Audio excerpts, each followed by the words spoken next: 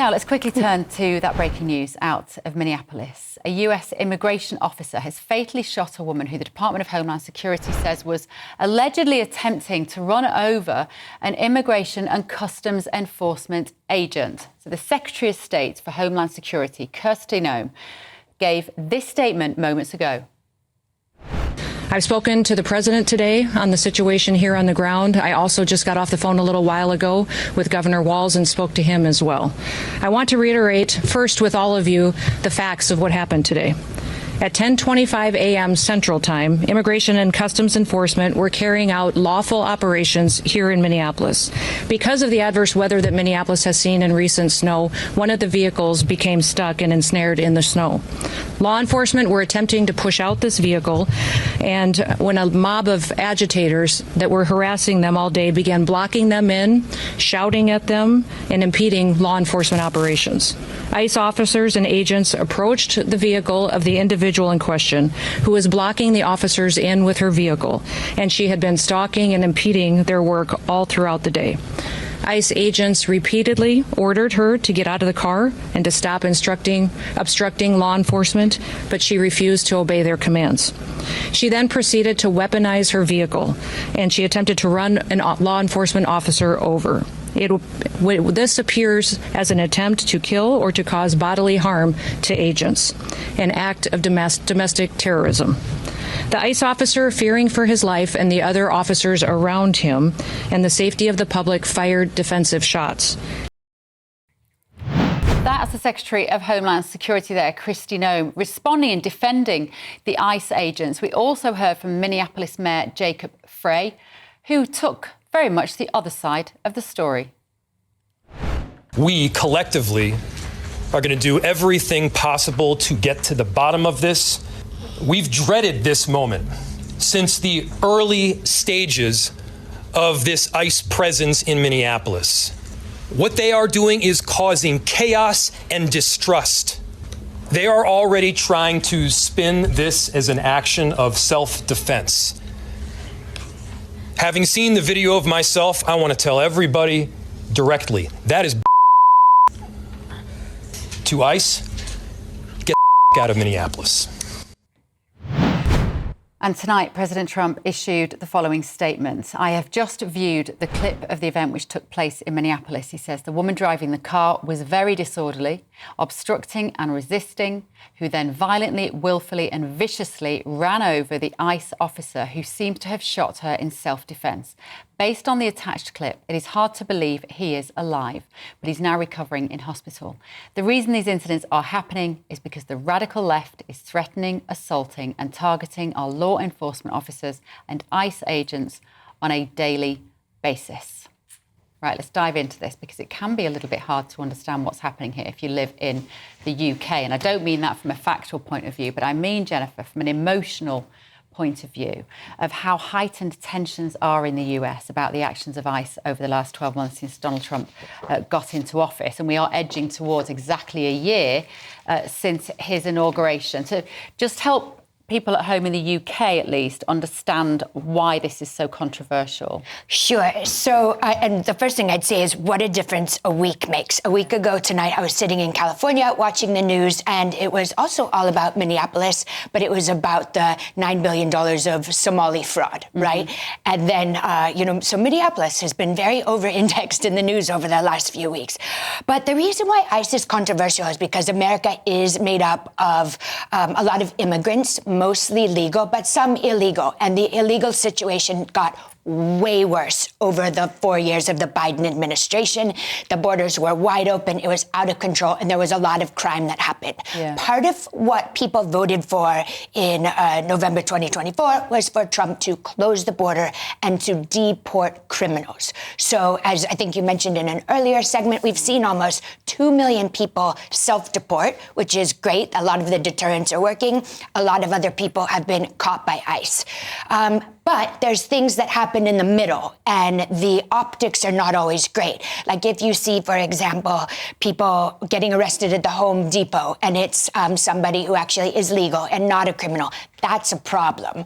But that is that is not the main story that's going on. I mean, again, I just spent 2 weeks in California. While it might be anecdotal, I did ask people, these are people who are not Trump supporters, and said, is your gardener, is the abuela, is the waiter getting arrested for no reason whatsoever? And the answer is no. But people who are against Trump and people who have a problem with this are going to play up situations like this. Obviously, this woman lost her life. That's very unfortunate. But just to say ICE are the bad guys is also not helpful either. Yeah. Chapman, what's your perception on the work that ICE is doing? Because your illegal migration problem has been fixed categorically down to statistically 0 for the last few months. And part of that is because of this very hard line, demonstrably, empirically. You can see what will happen to you. The messaging via ICE is so clear from President Trump. If you come into our country illegally, we will find you. Even if it's in the dead of night, we will knock on your door, we will detain you, we will process you. And if you don't deserve to be there, you don't have a right to be, we'll send you home. It's actually, when you think about it like that, it's a miracle that these incidents don't happen more often. Yeah, I mean, I think one thing you have to look at with this 0 illegal immigration, a lot of that is down to a former policy that started many administrations ago, and it, fairly or unfairly, was called like catch and release, where essentially people would come into the United States, they would be processed, and while they were waiting to see if they could stay or not, they would allow them to stay in the United States until they were either called or now. What happened is people were able to disappear if they were there illegally and had no right to be there. But they could still be working and earning money. Right. So now that doesn't happen. You cross the border, you go back. So that's where that is. Is illegal immigration still happening? It probably is. You cannot completely shut down the border, but known people crossing do not stay in America anymore. So that is why that statistically is down to 0. That said, while a lot of people voted for immigration control, that it was getting out of control, particularly in the previous years, there have been a lot of opinion polls now that the methods of ICE are too heavy-handed, that they don't agree with the method of it being done.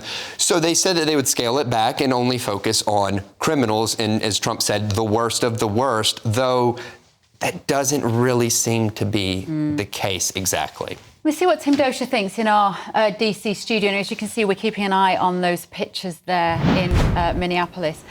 Tim, what's your take on this? Because everybody brings something slightly different to this ICE issue as to how they feel about illegal migration. And are some of the wrong people being swept up in this process who actually are contributing to society, are well-liked and are not criminals? Well, absolutely, and President Trump would agree with that. In fact, when you talk about H-1B visas, H-2 visas, these are very, very specific visas that allow immigrants to come into the country legally, allows us to vet them, it allows us to fill needs that we have, like every other country around the world has. So there is definitely a need for immigrants. In fact, in the last 10 years, half of the new workforce in the United States of America is from foreign-born workers, from people who have come here to take the job. So we do need immigrants. However, I think that there's a narrative that's just kind of being assumed, and a narrative that we are playing with, which ICE are somehow, these agents are somehow, these villains walking around grabbing people off the streets. I have it on very good authority, and this is not just anecdotal, that ICE are extremely professional, and law enforcement is not always a pretty sight. And that is exactly what you're seeing here. We're going to see the evidence come in. I wouldn't dare do what the mayor did and automatically say that this, jump to a conclusion and set the narrative to stoke up protests and riots, just like he did back in 2020. He has a history of this. I would not do that. I would wait for the evidence to come in, Bev, and I would say, okay, this is what happens. By the way, all you have to do is look at the video. The guy was in front of the car. The agent was in front of the car as it was coming toward him.